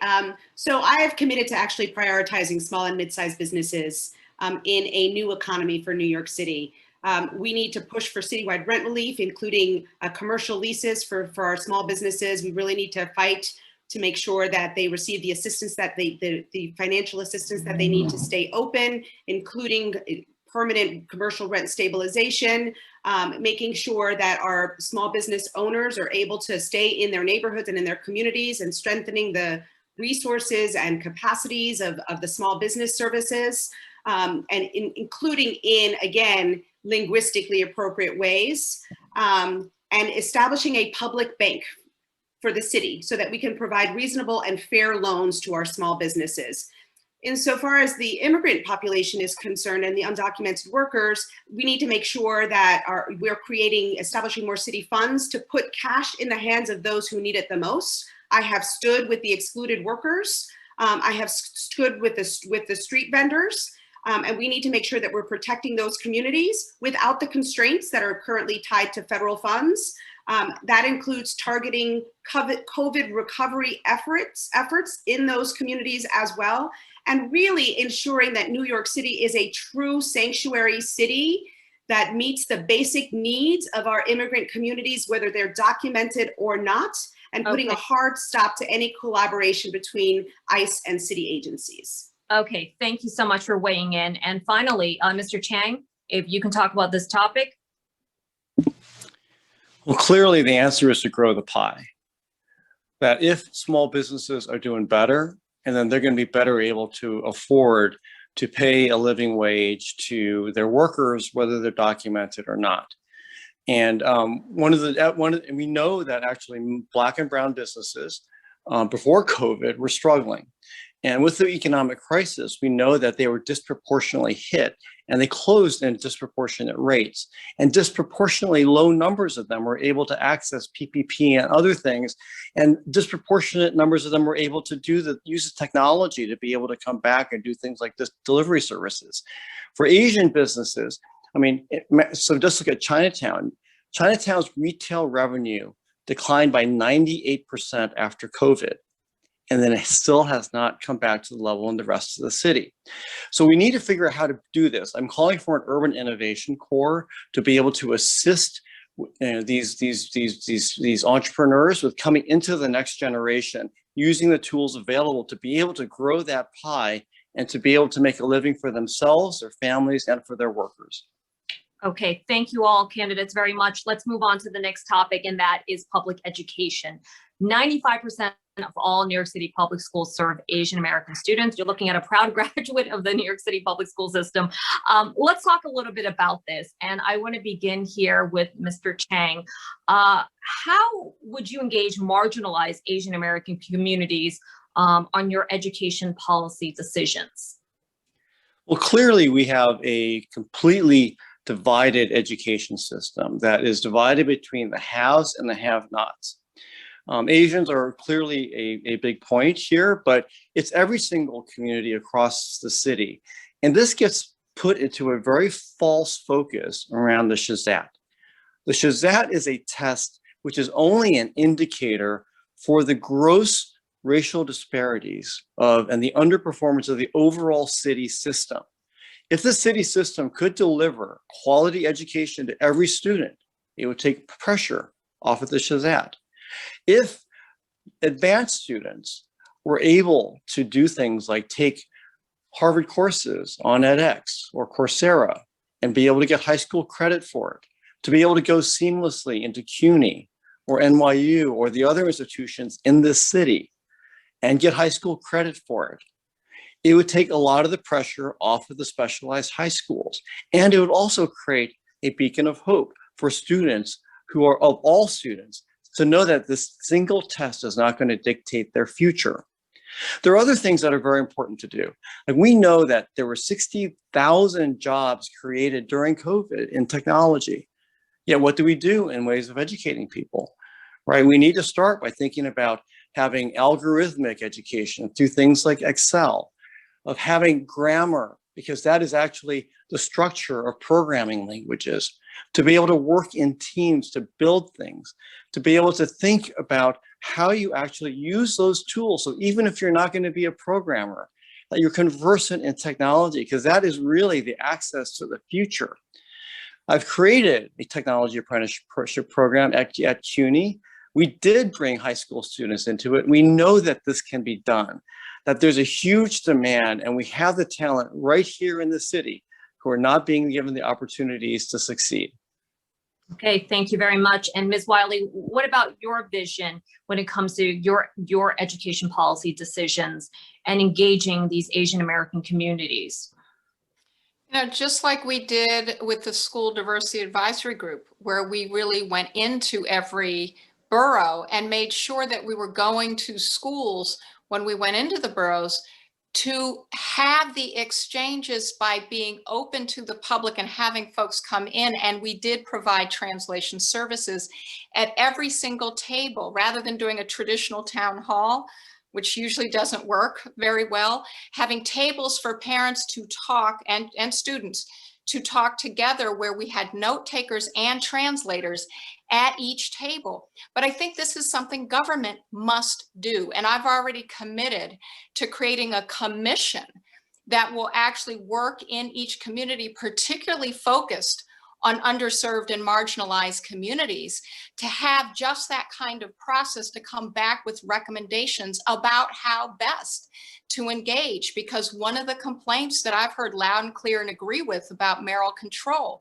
is that it does not have enough voice for enough of our residents, and I'll change that.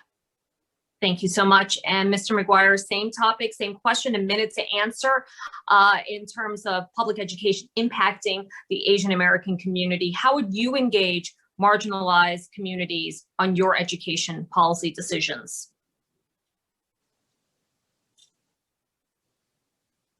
You are muted. I've said from the outset in my opening comments, that which would define my leadership of this city, and at its core is education. I got here through education. I would not be where I am without education. So there's no higher priority. And what we need to do is we need to start earlier than what we're doing. We need to transform the system from what it is now, a random pre-K through 12, and be a lot more intentional. My plan is outlined in detail in my Cradle to Career plan, where I'm going to start before pre-K, because many of our children get to pre-K, they're already behind in some instances because of language capability. So we need to start earlier and make certain we have the language capabilities there. And then we make as a milestone, make certain by the end of the third grade, every child in New York City can read and do math in anticipation of the future, and making certain that that foundation is strong. No child gets out of the third grade without being able to do math and read. And then the rest of the plan is outlined in my rayformayor.com educational plan. This is the highest priority that exists in this city. It is my highest priority because that's how I got here. Okay, thank you so much for weighing in. And now, Ms. Morales, if you can talk a little bit about public education and your potential policies for the Asian American community when it comes to education. Sure. I'll start off by saying I am a proud graduate of the public school system. My children both graduated from the public school system, and I'm the only candidate in this race who was actually taught in the public school system. And we are the most segregated school system in the country. We also know that nearly 20% of our Asian students are English language learners, and that our English language learners have the highest rate of dropouts from the New York City public schools at over 26%. So the first thing that I would do in the first 100 days is to execute an educational equity executive order to finally begin to desegregate our schools, eliminate the disparities, and hold agencies accountable for the inequitable educational outcomes in our city. And that means bringing the community to the table in that process, including and especially our students, so that they can have a voice in the process, and making sure that we are centering the communities that has been disproportionately harmed the most first. Thank you so much. Let's move on to the next topic, and it's also another super important one, and that is public health. Members of the Asian American community often struggle with accessing physical and mental health services due to being uninsured or underinsured, difficulty navigating the healthcare system, fear of these different healthcare systems. There could even be a lack of language, and they're afraid of going to a doctor that doesn't speak their language. So there's a lot going on here in terms of the Asian American community. There's also, though, a huge lack of mental health services, and who face, and this community in particular faces a stigma when it comes to accessing mental health services. So let's dive into this, and I'm going to begin with Mr. McGuire. How will you address the continued lack of healthcare access for Asian Americans, in particular those who are undocumented and uninsured in our city? You know, we have done an inadequate job at making sure that healthcare and mental health care facilities are available. Many of us live in healthcare deserts. It gets down to how we're going to prioritize in our budget, again, which is where I have unique capacity to do that, where I have invested in both mental health care and in overall healthcare into the different boroughs. We need to make sure that that continues to happen, that we eliminate these healthcare deserts and bring primary health care into our communities. And one of the ways that I've identified doctors to me is to have mobile units that go into our boroughs that have language capabilities. That's number one. So we take primary care into the boroughs. Number two, we certainly have enough vacant spaces now where we can provide for mental health care in a safe, linguistically open and capable way to make certain and culturally aware for those people who are suffering from challenges of mental illness, many of which have been exacerbated by COVID, that there's a safe place to go, where the community recognizes that there's a safe place to go, where you can maintain your dignity, where you can get the services, where you feel comfortable and safe, both from a mental health care standpoint and from a primary care health point. Let's put primary care into the communities, and let's do it without stigmatizing any members of the communities. And let's make sure that we have the dollars available to do just that, which is how I would allocate the dollars, and make certain that those who are not documented get the same care. There's a lot of assistance that come from the federal government focused on this. In the city, we should have this as a high priority, especially given the dynamics of COVID and the impact of COVID on our primary care health and our primary health care, as well as on our mental health care. Let's prioritize this. We have the resources. We need to have somebody who understands how to allocate those resources and do it in a way that each of us has the dignity and gets the care that's necessary. Thank you, sir. Now we'll have a minute for each of the other candidates to weigh in here. Let's begin with Ms. Wiley. Same question. How will you address the continued lack of healthcare access for Asian Americans, in particular undocumented and uninsured populations in our city? Ms. Wiley? Well, and first is by recognizing that the city doesn't get a dime from the federal government to help serve the undocumented. It's actually one of the biggest, most shameful truths of our country is that we ignore our residents if they don't have papers in our federal programs. So one of the things that I'm going to do as someone who's also done access to healthcare when I was a civil rights attorney at the NAACP Legal Defense Fund is actually look at exactly what we have the power to do in city government, which is to take the fact that we already insure over 1 million 250,000 people in this city. It's called our city workforce and their families. The reason I point to that is it gives us the leverage and ability to start negotiating, creating an expansion of that health insurance card so that we can create a citywide health insurance card for those who are undocumented, because the federal government won't do it, at least not yet, but we won't wait. But the other thing is recognizing we have to save our community-based clinics and our safety net hospitals, which, if we are really honest, are at deep risk of closing right now, even though they are often the first line of health services. So I'm going to spend the $100 million that our clinics need to stay open, and recognizing that particularly in boroughs like Queens, which had the highest rates of COVID and the fewest hospital beds per patient, I'm going to make sure that we're shoring up our safety net hospitals as well as our public hospitals. And I'm going to make sure that we're doing that in ways that partner with community-based organizations for access. Okay, thank you, Ms. Wiley. And now over to Mr. Chang. Public health, how will we increase healthcare access for Asian Americans? Well, you weren't kidding when you talked. You weren't kidding when you talked about the bias against mental health issues and health care among the Asian community. You know, after surviving racism and domestic violence, I really desperately needed mental health. And when I told my mother I was getting it, she criticized me because it was an insult to her upbringing of me. And I think we need to overcome biases like that and have somebody who really understands what that is like, because we can do it. We may not be able to reach every single person who needs it, but certainly in the second generation of people, we can certainly reach the folks, especially teenagers who've been so adversely affected over this. And then we go back to the same question about language and culturally appropriate education, that we need to be able to do that in a way that, again, meets the requirements and meets the needs of every single part of our community so they can understand the reasons why and get access to it. Okay, and finally, Ms. Morales, I'll let you weigh in here on this topic. Yes, thank you for that.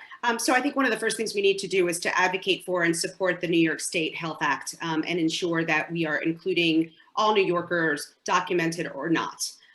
As I referenced earlier, I also have called for, in the first 100 days, the implementation of a COVID-19 equity and data response unit that would actually take responsibility for reviewing, assessing, and addressing what we know are the ongoing disparities throughout the city, specifically in regard to things like race and gender and language access. That team would distinguish specifically among Asian groups, because we know that the Asian community is not a monolith, and develop culturally relevant and accessible healthcare services and interventions to respond to the increasing disparities. We need to make a commitment to collecting this data and utilizing that data in a way that actually informs our practices and our responses. The other thing is, I've talked about the need for us to establish integrated community health clinics that are located in the community, that are accessible linguistically and culturally competent.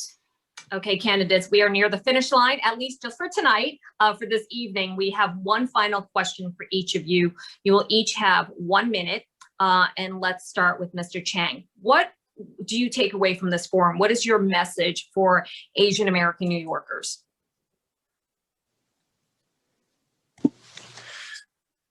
My message comes from what I've learned is from being an Asian American, which is that we have grit, we have determination, we have creativity, we have our families, and we have our cultures.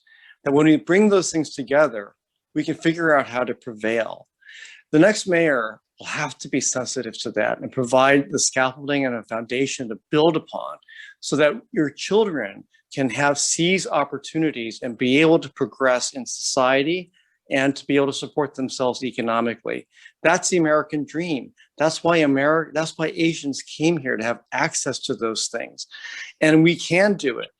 And what I invite everyone to do is, if you are seeing this, come to my website and book a Zoom open office hours with me at my website, chang.nyc. I look forward to seeing all of you. Thank you so much. And thank you. And Ms. Wiley, your turn. Well, as I said, as someone who loves New York City because everyone is here, but also has worked for racial justice and equality my entire career. And as someone who is Black and knows what it feels like to be disinvested in, to not count or be seen as not counting, I'm running for mayor because I want to make sure every single New Yorker counts, and that includes every single New Yorker in the Asian and Pacific Islander community, because this is what makes us special. And I have a plan at mywileyformayor.com that includes being very explicit about investing in us so that this city stays diverse and that it stays one where we can all raise our children. Okay, thank you so much. I'm going to move on now to Ms. Morales. Your final thoughts. Sure, thank you. Listen, the last 14 months, the pandemic of COVID-19 has exposed and exacerbated inequities and injustices that existed for far too long, and that we as a city really haven't done enough to address. And we know that those disparities impact the Asian American Pacific Islander community, Black and Brown communities disproportionately over our white counterparts. It is possible for us to build a city that is better than it has ever been. We have to have the courage, the moral and the political courage at this point in time to put a stake in the ground and actually commit to not going back, to creating a new New York City that actually works for all of us. I am ready to lead because I believe that making sure every person has the chance for dignity and a good life is what government is supposed to do. And I have spent my entire career doing that, creating access, creating opportunity for communities just like the Appy community. And I am ready to do that on a citywide scale as mayor of New York City. And last but not least, Mr. McGuire, your closing thoughts. Listen, on October the 15th of last year, I called my then 94, now 95-year-old mother and told her I quit my job. She thought I'd lost my mind. I said, Mama, listen, this city is in a place and time where we're broken and divided. And given the sacrifices that you've made, I'm not a politician. I don't owe anybody any favors, but I do have what it takes to go and lead this city. And what I've heard from New Yorkers is that they want something different. All the others had their chance and we've gone backwards. And as we think about what is going forward, in order for New York City, in order for us to have our best days going forward, we need somebody in whom the city can trust, who's got a track record, and whom they can believe. Our communities have been left out for far too long. I'm not served in any administration. I have not gotten termed out. I'm not looking for a promotion. I'm looking to do what's in the best interest of New York City, in this community, which I've had a long-standing and deep relationships. For far too long, it's been excluded. Under my leadership, what will happen is that we'll be included, and to see how you're going to be included and how this community gets included in the greatest, most inclusive economic comeback in the history of this city, it's rayformayor.com. I have stood for, and stood alongside this community for the entirety of my being, 4 decades in New York City, and I'll continue to do that. It's not something I've talked about. It's something I've been about, and I got receipts. All right, and that wraps up our panel discussion for the evening. I want to thank all of our candidates for participating, particularly during a pandemic. Thank you all so much for being here. And a couple of reminders, CACF will have this entire discussion forum on their website, as well as all of our Pix 11 social media platforms. We will have that as well if you want to watch this again. Thank you to CACF, as well as all the participating organizations, the 36 or so community-based organizations that put this evening together. And a couple of reminders here. Next month already, New Yorkers will be heading to the polls to do our civic duty and to start the process of electing our next mayor. And these are all important discussions, important topics, I should say, issues we've discussed here tonight, important to the Asian American community and also New York City as a whole. A couple of dates. Remember to vote on June 22nd for the primary, and a primary election, I should say, and early voting starts on June 12th. Continue to stay with Pix 11 from here through Election Day. We will bring you the very latest on all of our candidates and issues that matter to the city of New York. Have a great night, everyone. Good evening. Thank you. Thank you.